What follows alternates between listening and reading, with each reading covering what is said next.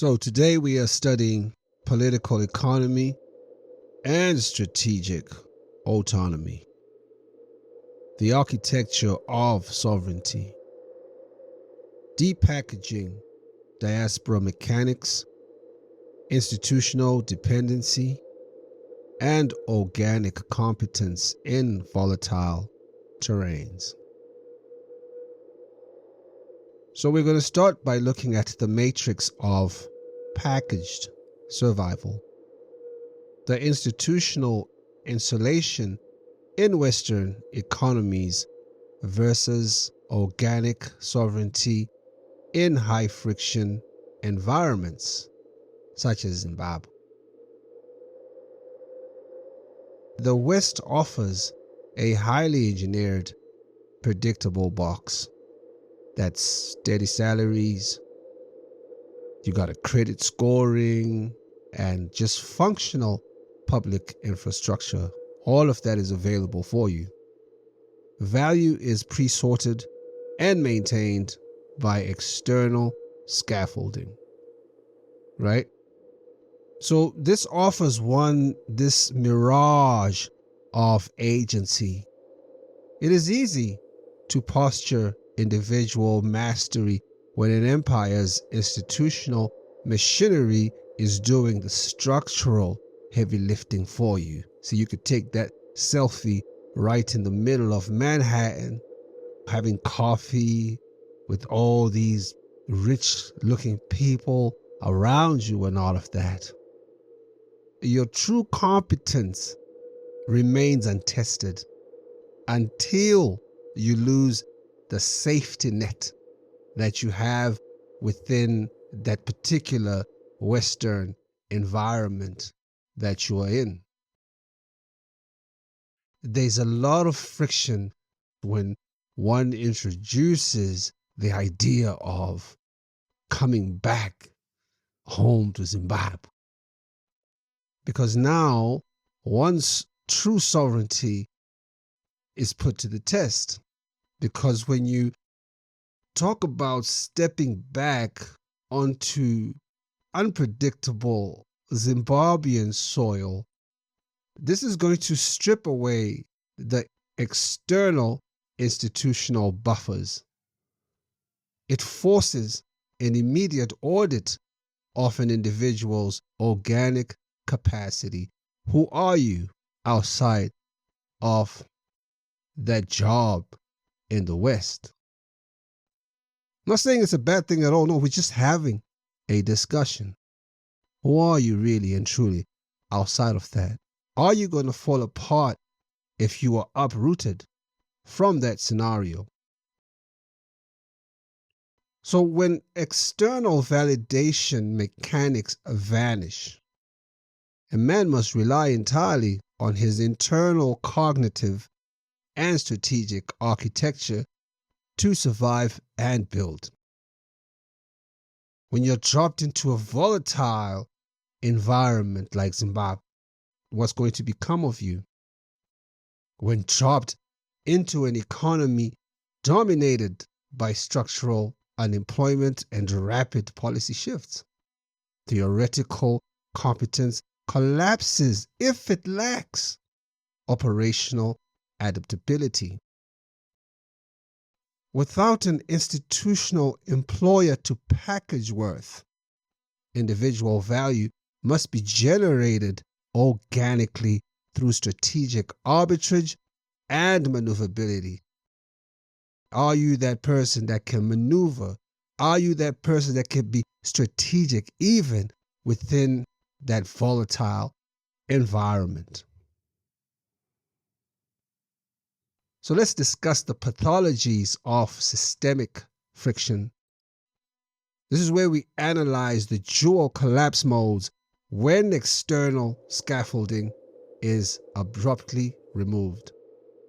What happens to the individual? Two things can happen, and these are divergent collapse modes. The first is lateral violence. Inability to navigate friction breeds bitterness. when one finds themselves back home now, the one that has lost its Western packaging weaponizes resentment laterally against his peers rather than mastering the environment. Alternatively, the individual surrenders moral and strategic autonomy, subordinating integrity to corrupt apparatuses purely to preserve superficial status. So, all in the name of status, they will throw out all their morality. They will throw out all the integrity or the little integrity they had left of them after living in these foreign countries. They've already lost a lot of their integrity a lot of the time. And by the time they find themselves here, they're prepared to just kiss ass from here to the moon. They don't care anymore. As long as they could get something, because they haven't truly invested in themselves in a truly organic way, have they? In some of the cases, they haven't. So we've seen how removing external scaffolding leads to either lateral bitterness or total co-optation. So how do we resist both? We must anchor ourselves in three active pillars, which are internal architecture, tactical adaptation, and intergenerational duty.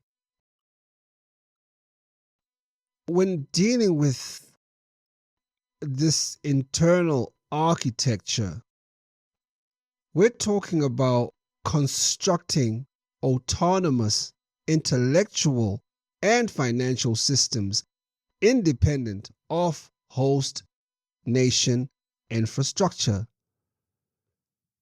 And this is because in the host nation, as we've already discussed, your competence is heavily subsidized by foreign infrastructure. The system holds you up. But when you disembark from the host nation and return to home soil, the artificial scaffolding is removed, leaving only your raw, unpackaged internal architecture. The second pillar, which is the tactical adaptation, this is all about maneuvering, shifting legal and governance landscapes with cold strategic pragmatism. So that's a necessary pillar. And the third pillar, that's intergenerational duty, which deals with prioritizing communal stewardship and lineage over shallow individualist aesthetics. This is some of the problems that we have when we're living within this materialistic age where everyone is trying to just show how they have made it, how so bad they are when it comes to making money and all of these things. But that's all coming from a poverty mentality. That's where that comes from. We understand that.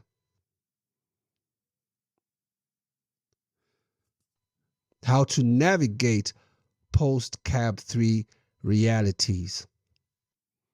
A true strategist does not waste momentum lamenting that old maps no longer apply to volatile regulatory landscapes. Not going to waste time crying about that. By acquiring advanced multidisciplinary toolkits, understanding law, governance, finance, you are able to identify unpatched structural gaps to build on your enduring autonomy.